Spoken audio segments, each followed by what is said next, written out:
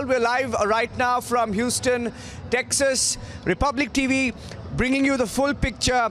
We witnessed the Prime Minister's speech, voice of a billion, speaking about 370, crowds going ballistic. Prime Minister spoke about Pakistan vis-a-vis being the harborers of terror.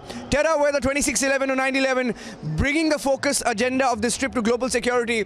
Donald Trump also spoke about internal security, and he said that we will not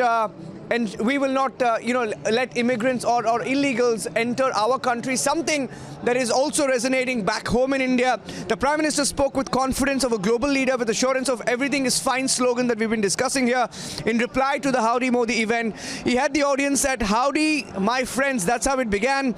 And just to tell you a little bit about the Prime Minister's speech and the big takeaways, at least for us here at Republic TV. You saw him stride out of the stadium with Donald Trump as an equal partner of the US-India relationship. And as he heads to his important meeting, some of which we are being told will be massive announcements, robustness of this US-India relationship is what both of them showcased. Shared values, shared history, shared causes, and a shared resolve to combat everything before us. And I just want to bring in, Preeti and the rest of us here. When he spoke of shared values, something that even Donald Trump, emphasized in his speech, speaking about what's likely to come in the next few months and perhaps many years.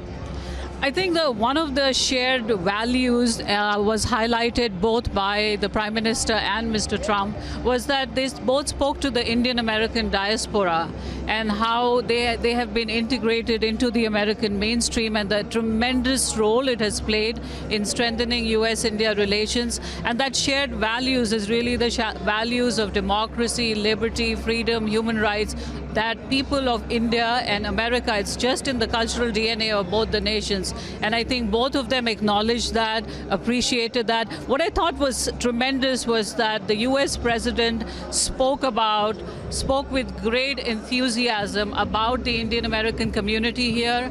He said, you make our country even stronger, even better, more entrepreneurial. We welcome you, we welcome your contributions. And I think this is the first time that an US president has in no uncertain terms embraced the 4 million Indian American community. So I think it's a moment of great pride and acknowledgement for the last 6 decades of sacrifice and everything that the Indian American community was given an opportunity to achieve, and more than delivered on that. Today Trump acknowledged that. Yeah, and I'll tell you why it's nothing short of historic. Trump standing up with the 50,000 people inside the stadium and getting a standing ovation, and these are scenes that we've never witnessed before. These are scenes we may not witness before for a long time. We don't know how long it's going to take for another event of this scale. I don't know any Hollywood or Bollywood movie that can come close to at least this year managing what just happened here. It's been nothing short of a just entertainment show on this Earth. Is not. Yeah? This was not entertainment. Don't call it entertainment. Don't call it entertainment. There was an integral part. Entertainment.